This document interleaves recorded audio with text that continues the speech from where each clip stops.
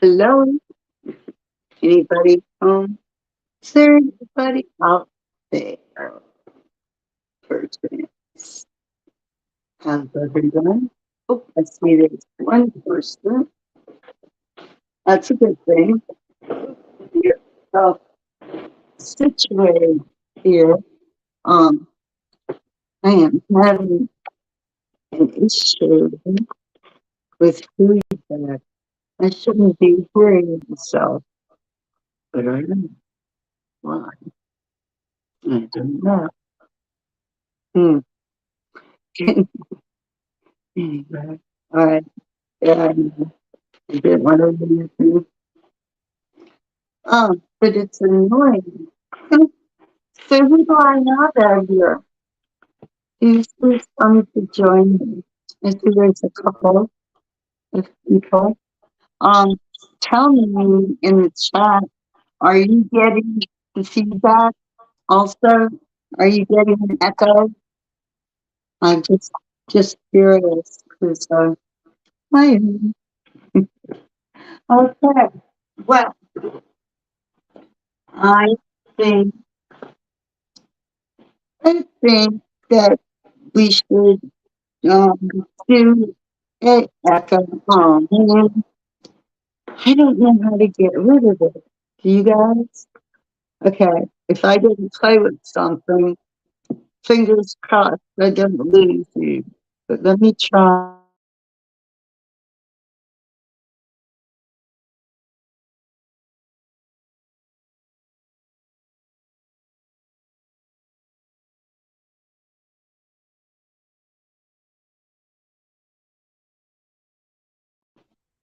Okay, now I'm getting echo again.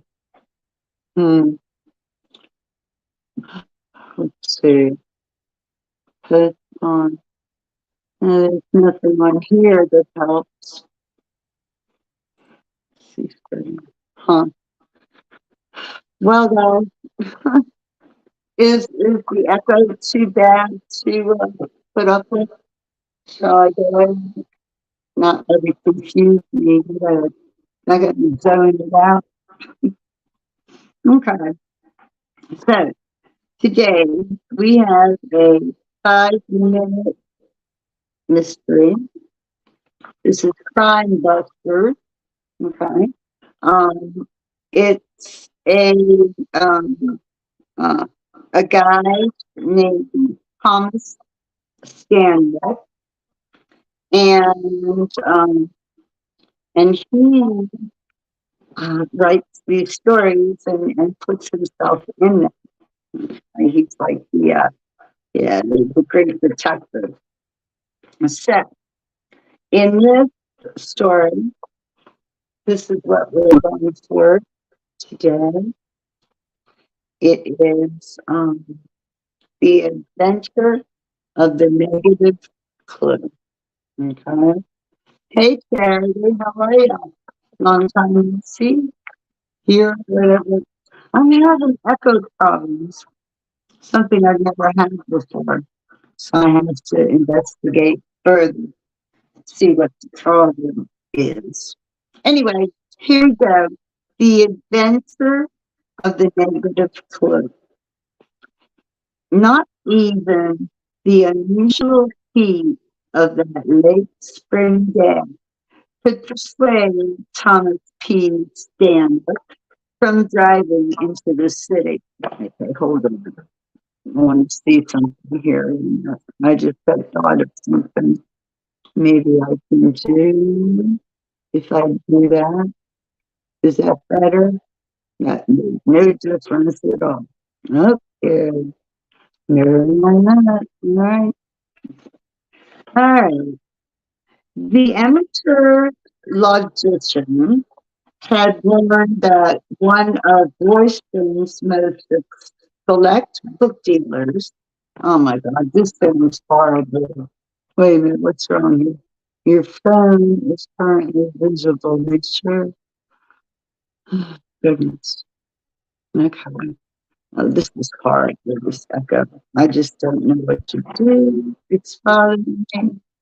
Don't know how to fix it. See, this doesn't before me. Settings, um, recording, right? No, is that, please note, recording settings are disabled. Blah, blah. Okay, sorry about that. Okay, right. So, his instincts aroused, Stanwick was braving the heat and the downtown traffic he detested when the police radio in his car reported a murder nearby. A middle-aged man had been stabbed to death in Hardy's hardware store just 3 blocks away. Squad cars were told to watch for a white male, 5 feet 10 inches tall, 160 pounds, about 22 years old, with black hair and a pencil mustache, wearing a white t-shirt, a leather jacket, and blue jeans. Stanwick wrestled with his competing interests for 2 seconds, then turned towards the hardware store. Parking his car down the street, he walked through a curious zone and, with a flash of his police pass, he entered the shop. Inspector Walker arched his sandy eyebrows in surprise as he caught sight of his friend. "Hello, Matt," said Stanwick. "I heard the bulletin on the radio and thought I'd stop by for a look." "Good to see you, Tom." Walker nodded to a dead body crumbled on the floor in the corner of the sales counter. "That's what there is to look at." The victim was a dark-haired man in his middle 40s. He lay face up. The handle of the knife protruded from his ribs, and a circle of blood had soaked through his blue suit.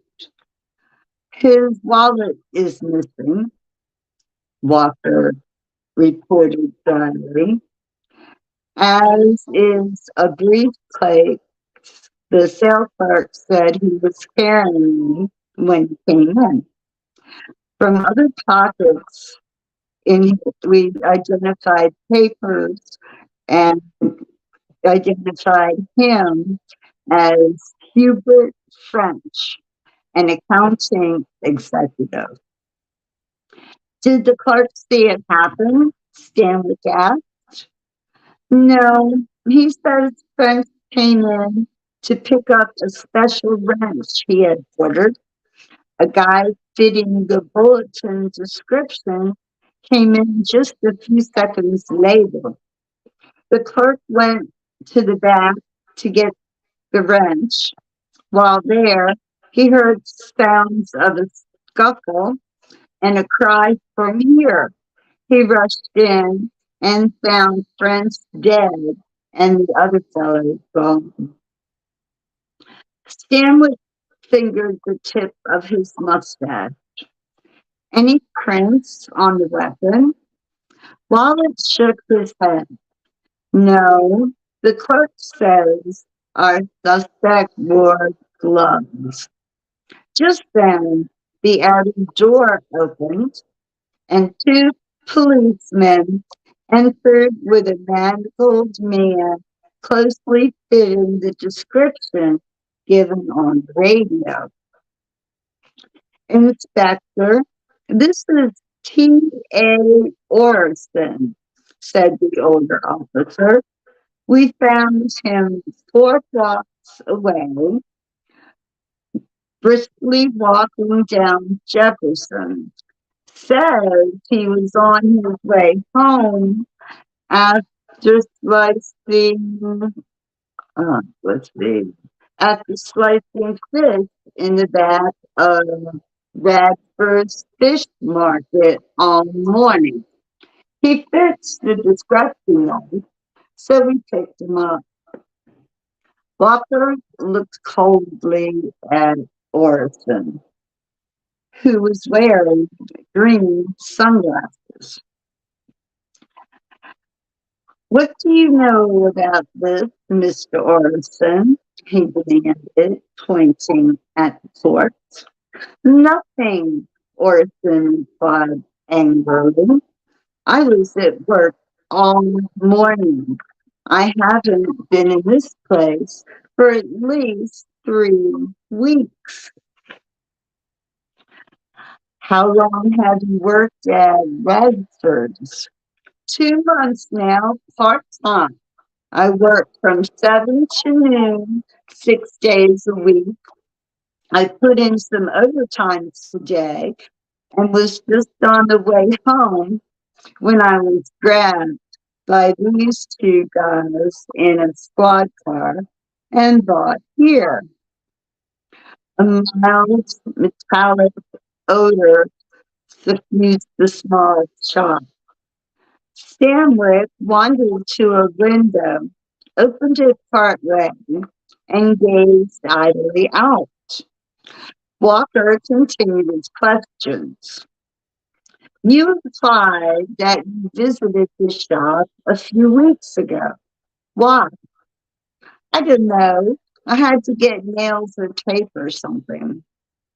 Why did you work late today? We got a big patch in this morning and I was the only one there. Walker signaled to the uniformed officers. All right, that's enough for here. Take them to the station for more questioning. Once the others had left, Stanwyck rejoined the inspector. When you get back, Nat, you may as well book him for the murder. He's your man. Walker turned to him in astonishment. What makes you so sure? I admit he's on shaky ground, but I don't see any conclusive clue. Stanley smiled. In a way, there isn't one, he replied. What's really significant in this case is what you could call a negative clue, the one that isn't here. What is the negative clue? Hey, London. Hello. So, any thoughts? Any guesses of what the negative clue might be? I think we need to read it again. Yeah. And I do apologize for this echo. I don't know where it came from, why, never had it before, and don't quite know how to make it go away.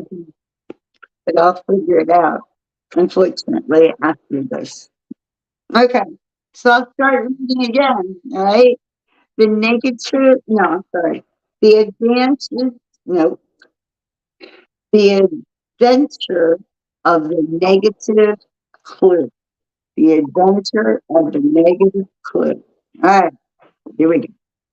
Not even the unusual heat of that late spring day could dissuade Thomas Stanwyck from driving into the city. The amateur logician had learned that one of Royston's most select book dealers was holding a sale of rare folios at 2 in the afternoon. His instinct aroused, Stanwyck was braving the heat and the downtown traffic that he detested when the police radio in his car reported a murder nearby. A middle-aged man had been stabbed to death in Hardy's hardware store, just 3 blocks away. Squad cars were told to watch for a white male, 5 feet, 10 inches, 160 pounds, 22 years old, with black hair and a pencil mustache, wearing a white t-shirt, a leather jacket, and blue jeans. Stanley wrestled with his competing interests for 2 seconds, then turned towards the hardware store. Parking his car down the block, he walked to a curious song and, with a flash of his police pass, entered the shop. Inspector Walker arched his sandy eyebrows in surprise as he caught sight of his friend. "Hello, Matt," said Stanley. "I heard the bulletin on the radio and thought I'd stop by for a look." "Glad to see you, Tom." Walker nodded to a dead body crumpled on the floor by the sales counter. "There's what there's to look at." The victim was a dark-haired man in his middle 40s. He lay face up. The handle of a knife protruded from his ribs, and a circle of blood had soaked through his blue suit. "His wallet is missing," Walker reported dryly, "as is a briefcase the sales clerk said he was carrying when he came in. From other papers in his pockets, we've identified him as Hubert French, an accounting executive." "Did the clerk see it happen?" asked Stanley, glancing at the thin, balding man lurking behind the counter. "No. He says French came in to pick up a special rent he had ordered. A guy fitting the bulletin description came in just a few seconds later. The clerk went to the back to get the wrench. While there, he heard sounds of a scuffle and a cry from here. He rushed in and found French dead and the other fellow gone." Stanley fingered the tip of his mustache. "Any prints on the weapon?" Walker shook his head. "No. The clerk says our suspect wore gloves." Just then, the outer door opened, and 2 policemen entered with a manacled man closely fitting the description given on the radio. "Inspector, this is T.A. Orison," said the older officer. "We found him 4 blocks away, walking briskly down Jefferson. He says he was on his way home after slicing fish in the back of Radford's fish market all morning. He fits the description though, so we picked him up." Walker looked coldly at Orison, who was wearing green sunglasses. "What do you know about this, Mr. Orison?" he demanded. "Nothing," Orison replied angrily. "I was at work all morning. I haven't been in this place for at least 3 weeks." "How long have you worked at Bradford's?" 2 months now, part-time. I work from 7 to noon, 6 days a week. I put in some overtime today and was just on the way home when I was grabbed by these two guys in a squad car and brought here. A mild metallic odor suffused the small shop. Stanwick wandered to a window, opened it partway, and gazed idly out. Walker continued his questions. You implied that you visited the shop a few weeks ago. Why? I don't know. I had to get nails or tape or something. Why did you work late today? We got a big patch this morning and I was the only one there. Walker signaled to the uniformed officers. All right, that's enough for here. Take him to the station for more questioning. Once the others had left, Stanwick rejoined the inspector. When you get back, Matt, he said, you might as well book him for the murder. He's your man. Walker turned to him in astonishment. What makes you so sure? I'll admit he's on shaky ground, but I don't see any conclusive clue. Stanwick smiled. In a way, there isn't one. What's really significant in this case is what you could call a negative clue, the one that isn't here. Okay, so what was the negative clue? Anybody know? Anybody have any ideas? I love mystery, but I am just so horrible at them. I haven't deposited this. But let me go to the sneak peek and see here. What was the negative clue? Let's see. Solution, I'm going to 94. Really? Okay.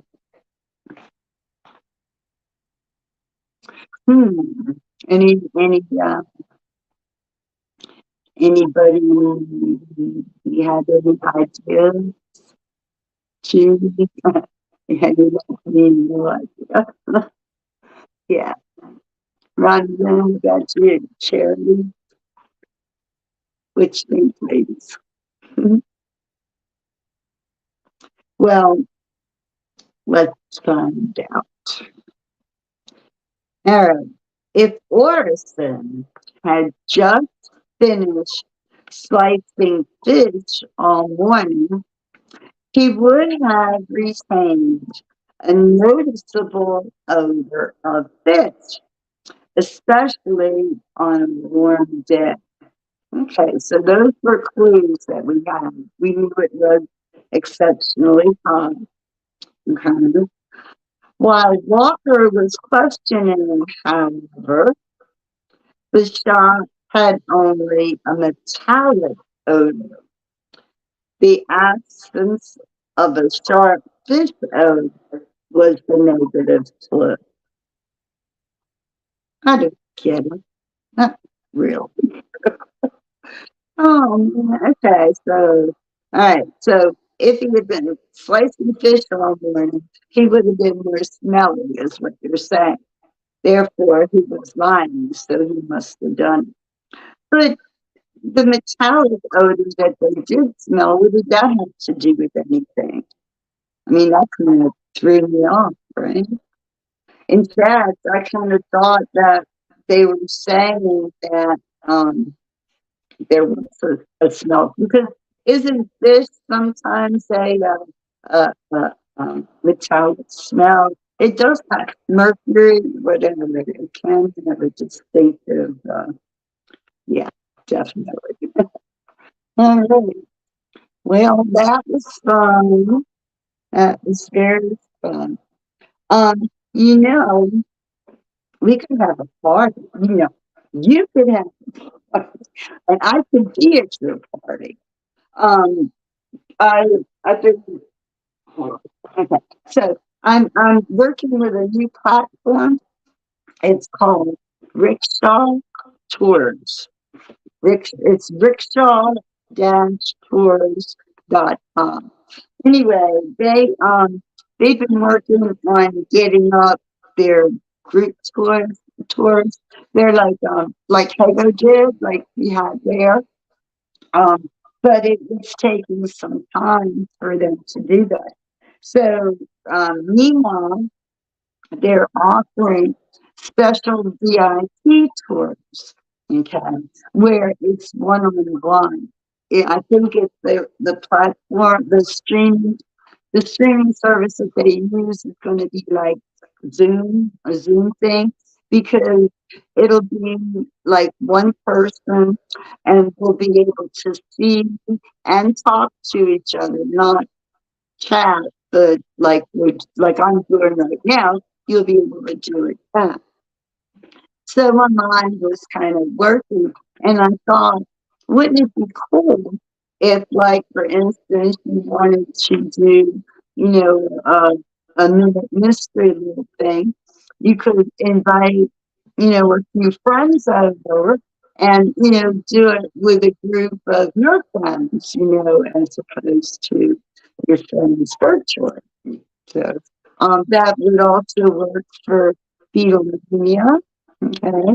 And also for making my hot craft instructions, I could, do a one with you and your friends, so it's kind of cool. Um, there's a charge for this service. It's not much, and they're offering rebates, also as part of the new, promotion. So I think it's great. I'm looking forward to some one-on-one tours. I mean, just in general, like, can you imagine Elegant City, right? One-on-one. Oh my goodness, you could tell me what you wanted to see. You want to go to here, you want to look at this. You'll be guiding me, and I'll be doing the models, and so you can do the smiles. It sounds like a plan. So anyway, check out Rickshaw. Find me on Rickshaw. Sharon Schultz, the Bay Lady. You know me. Okay, well, anyway, um, it's Friday. TPI. Hope you ladies have a good weekend. Okay. Judy and Ryan and Sherry, good to see you all. Glad you stopped by. And just think, I mean, seriously, think about um, having to get together with your friends, and we can do this, or more, and we can do the plays that I do too. That would be cool. That would be good. So anyway, think about it, check it out. I'm excited, and have a good, safe weekend. I'm here. Bye.